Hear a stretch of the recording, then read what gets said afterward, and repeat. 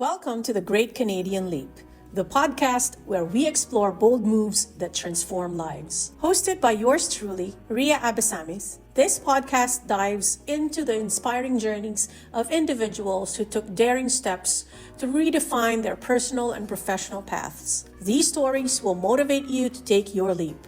Tune into each episode as we uncover the triumphs, struggles, and lessons that prove bold decisions lead to remarkable transformations.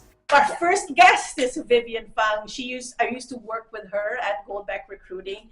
She is one of the senior recruiters in the company when I came in, and I was just telling her that I learned a lot from her during that time. And I thank you, Vivian, for that contribution you have in my career. Aww.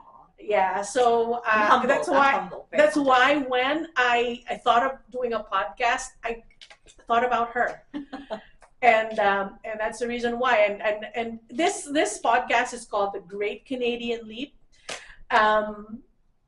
only because we want to focus on people who took great steps or big steps in their career in order to transition to where they are right now, personally and professionally.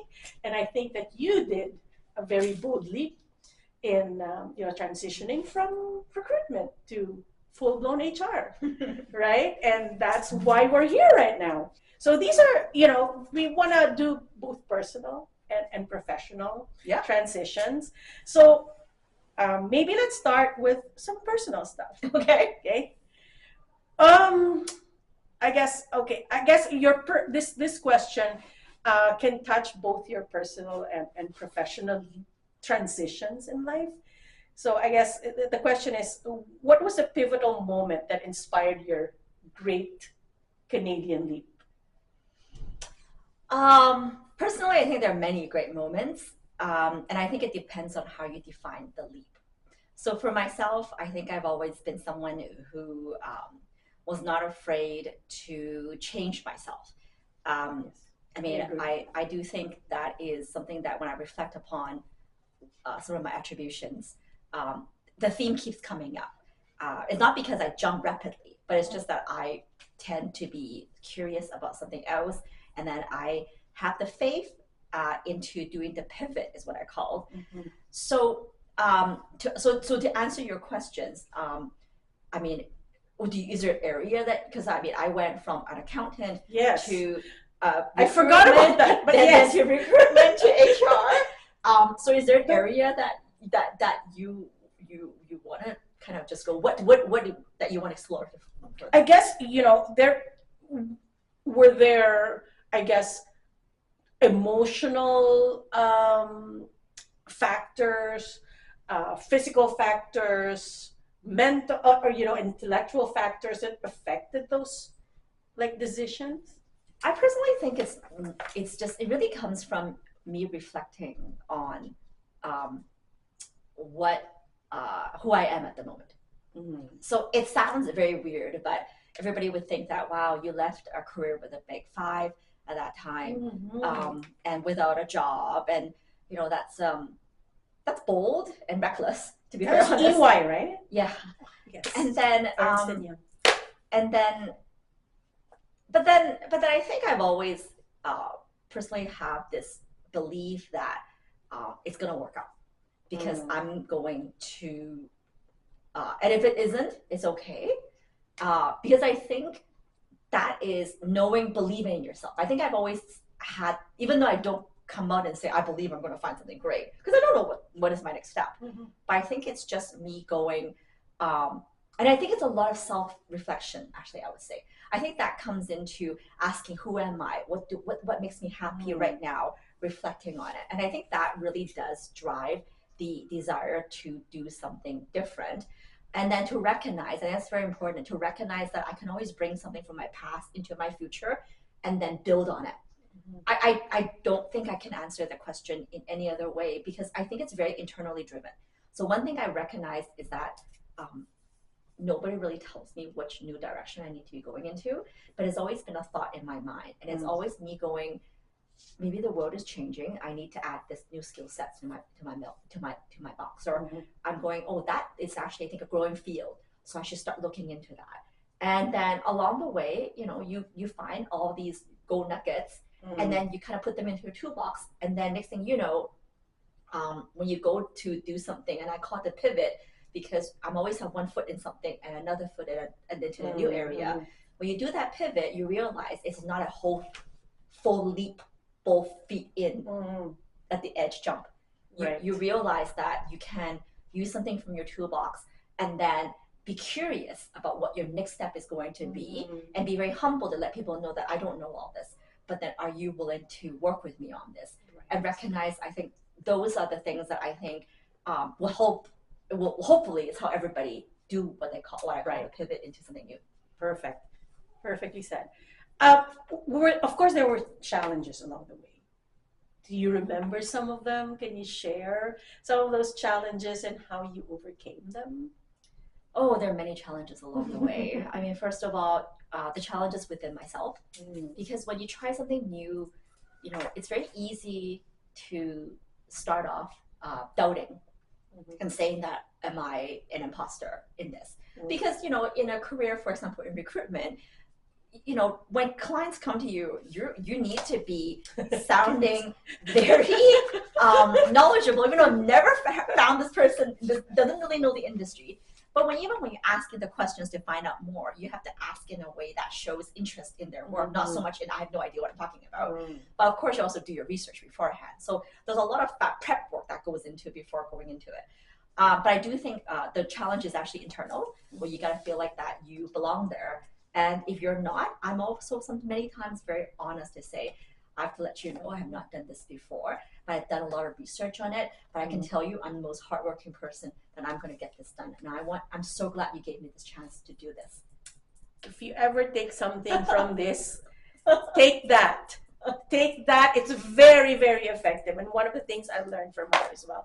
Yes, be very honest about your limitations, but assure them that, hey, you will not get anybody else better than me to do this job. Yeah, you're willing. It's a lot of the times it's your willingness to be open, and you do have to pair that up with prep work. I would never say I'm a person who does excessive amount of preparation work all of the times, and most people don't see that. And but I think that combination is a good starting point. So I think that's one of the big challenges. And of course, there are many other challenges, right? I mean, work is very dynamic, life is very dynamic.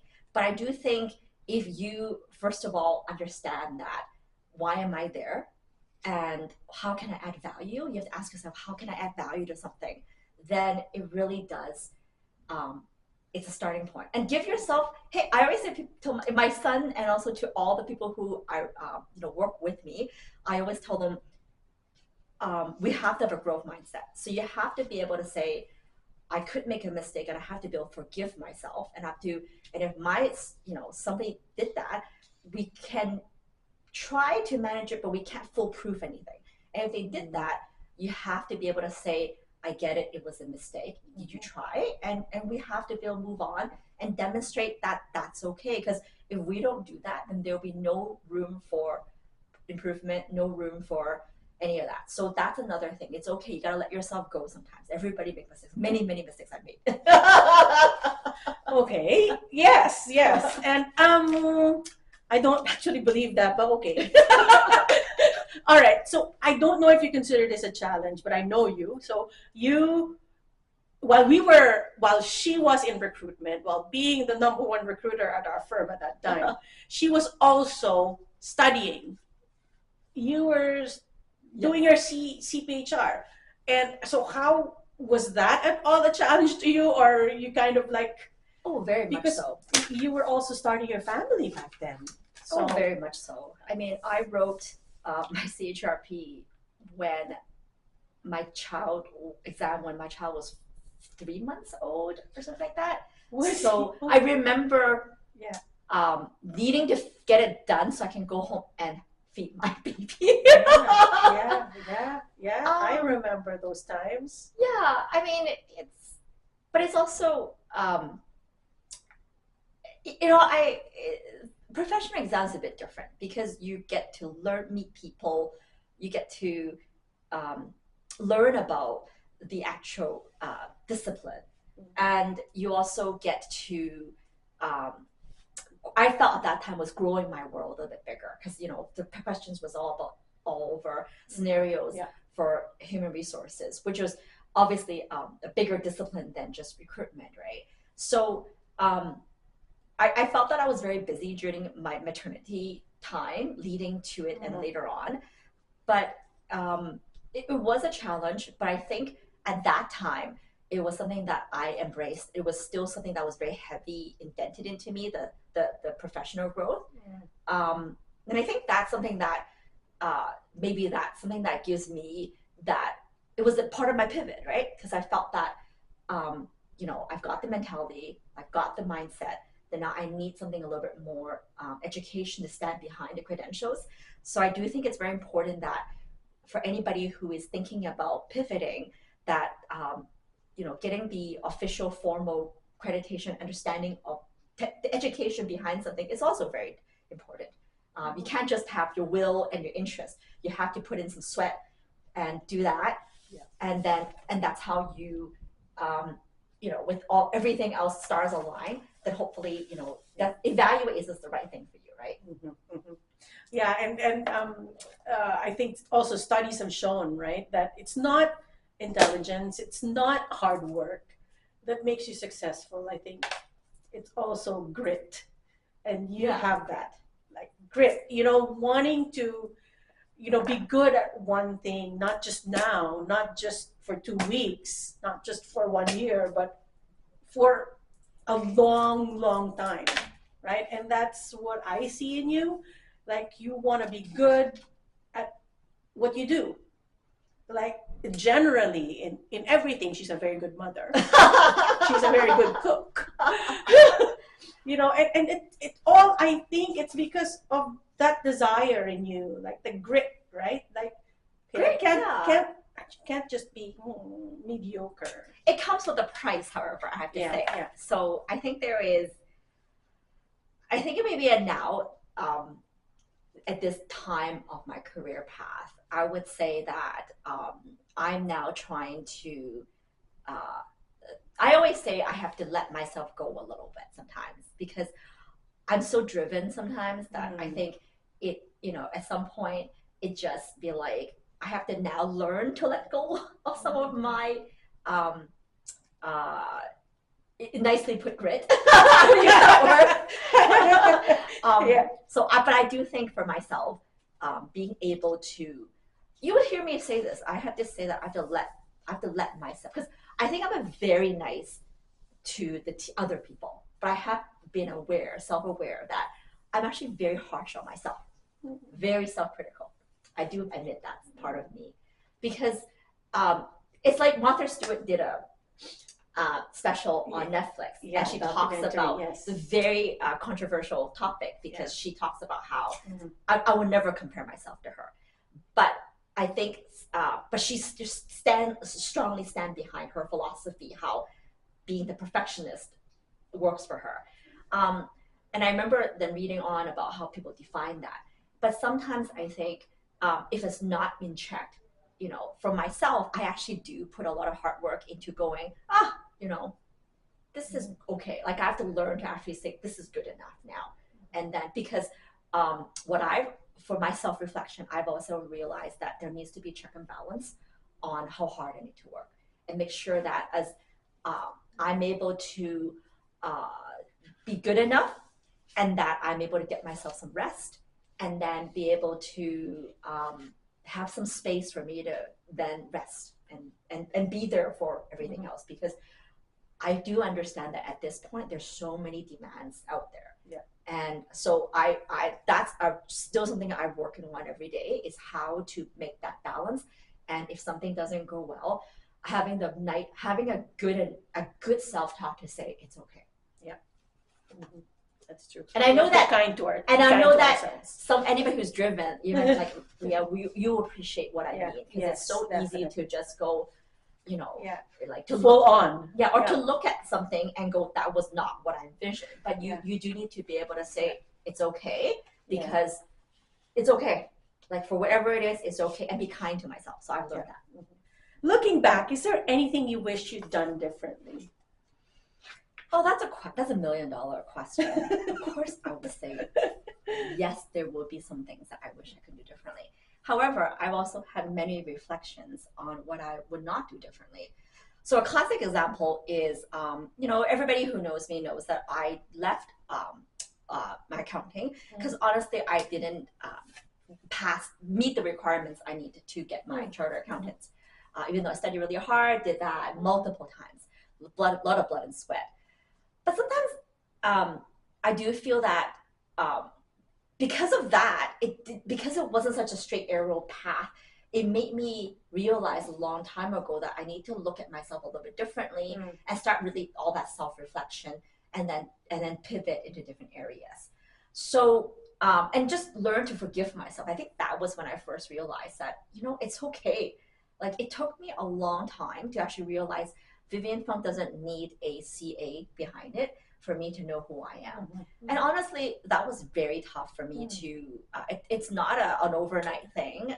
There was a lot of self-reflection, consulting friends, and my husband is still somebody who was very, very supportive at that time to tell me it's okay. But that's a lesson that's hard to learn.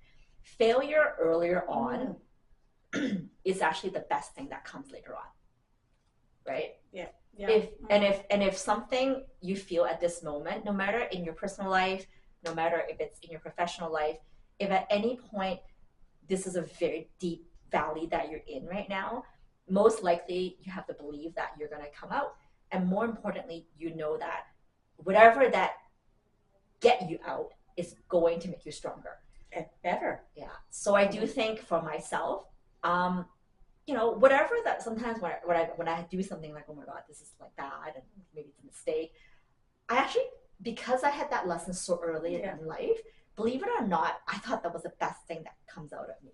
I actually use that and go, hey, you've done it before. Why can't you do it now?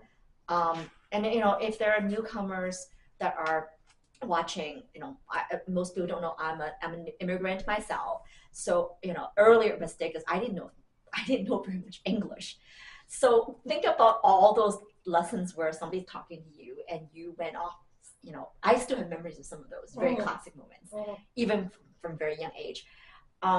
Even at that point, I have to go, but I was brave enough to engage in those mistakes, and then we move on, right?